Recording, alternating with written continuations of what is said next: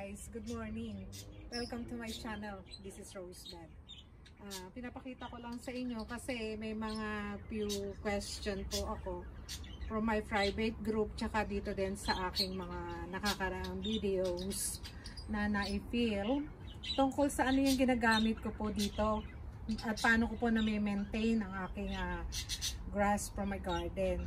Actually is artificial grass po at yun po ang gusto kong pakita sa inyo kung ano yung benefit ng meron pong artificial grass na kagaya na nakikita nyo sa aking small garden. Tara! Hi, this is Rose from my home and garden.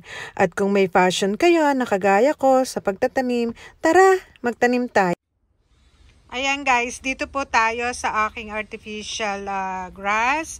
Pakikita ko sa inyo ang low maintenance at benefit ng ginamit ko na aking artificial grass from my succulents creation slot, garden. And from there po sa aking avocado leaves, recently nag-windy po dito. Kaya ang dami niyang mga leaves fallen on the ground.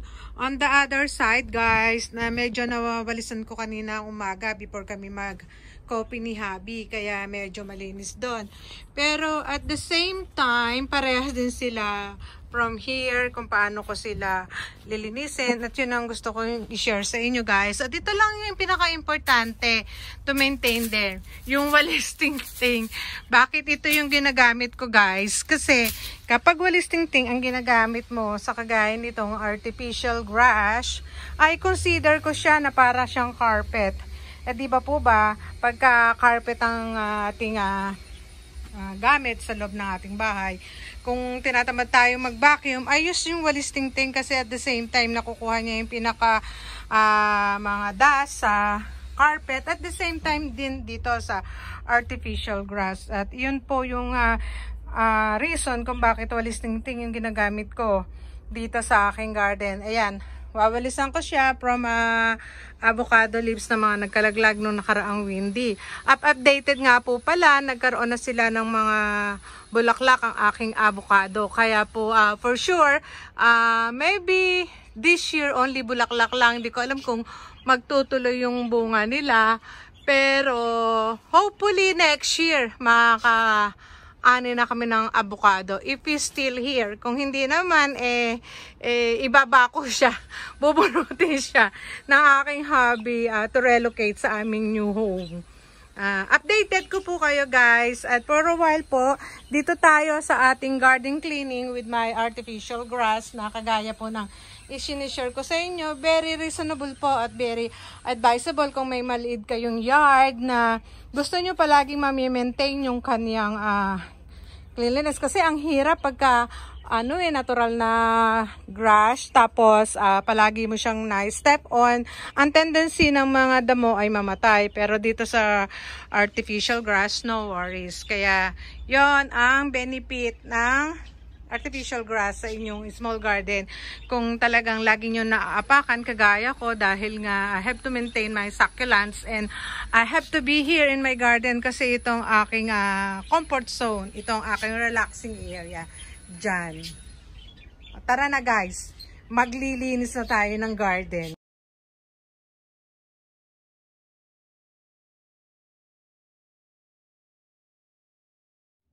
Ayan na guys, yung aking garden. Maliit lang to guys. Ang na-compute ko, all up na nagamit ko. Yan pong portion na yan, walang artificial grass. And then itong portion na to, wala pong artificial grass. Yan, yung portion na yan, wala yung artificial grass. At ang aking small creation slot dyan, tignan nyo may kape pa ako doon.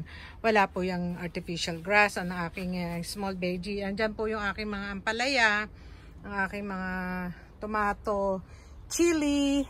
At saka kung mapapansin nyo doon guys, kanina doon ko nilagay yung mga dry leaves. Ayan po, kasi ginagamit ko rin sila sa compost. Pag-create ko po ng aking mga potting mix to, sinasama ko yon. Ayan yung aking kaffir lime leaves and kaffir lime tree na marami na rin silang bulaklak at marami na rin silang puno.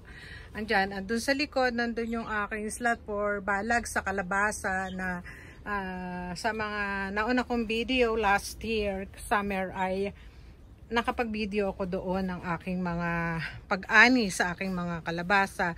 At yung balag na yan for aking ampalaya po. Soon na na sila, tutubo na sila.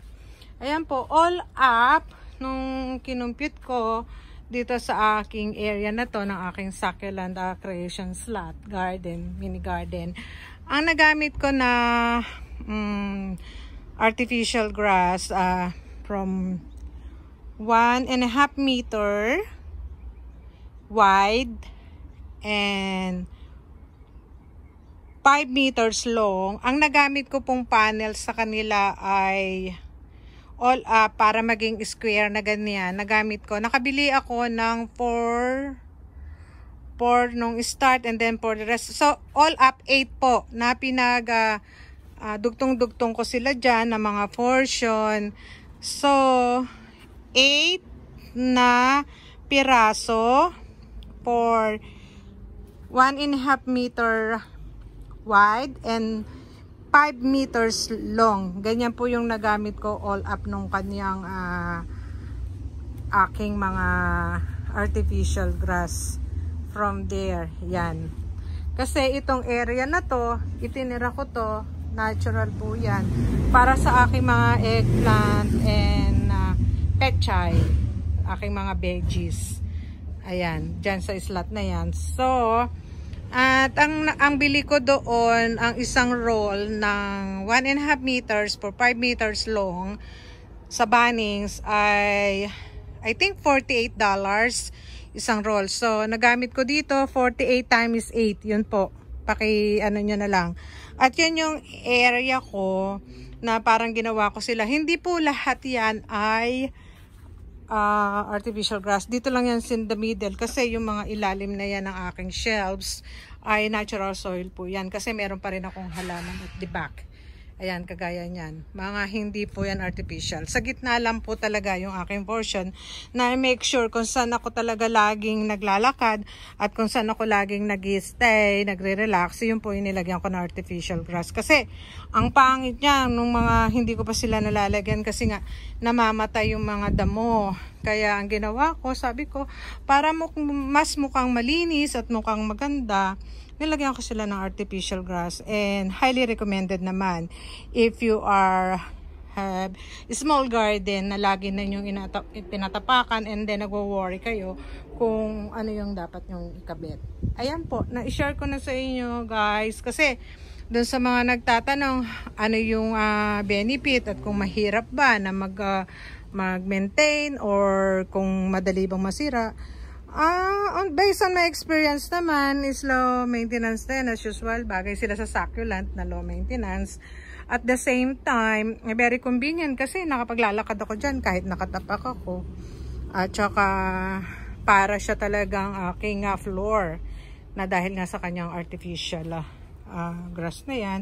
At low maintenance, hindi ko na sila nag-worry na diligan at i-cut every now and then. Malaking bagay po, malaking tulong na nilagyan ko siya ng artificial grass for aking small garden or small creation slot. Ayan guys, subukan niyo kung meron kayong small garden like mine. Ayan guys, nakita niyo na po ang aking mga naikabit na artificial grass. And behind po, nakita niyo rin po yung buros kasi meron din po mga nagtanong sa akin how to maintain po at kung paano ko sila napapanatili na ganyan. Kaya po ito din po yung ginawa kong background. Hope na nag-enjoy po kayo sa ating episode tungkol po sa aking mga artificial grass and how to I look after my garden and my succulents in my simple way po. Kung nag-enjoy po kayo sa aking sinai-share sa inyo ngayong araw na ito, consider to subscribe po, like and share, and see you next time. God bless guys.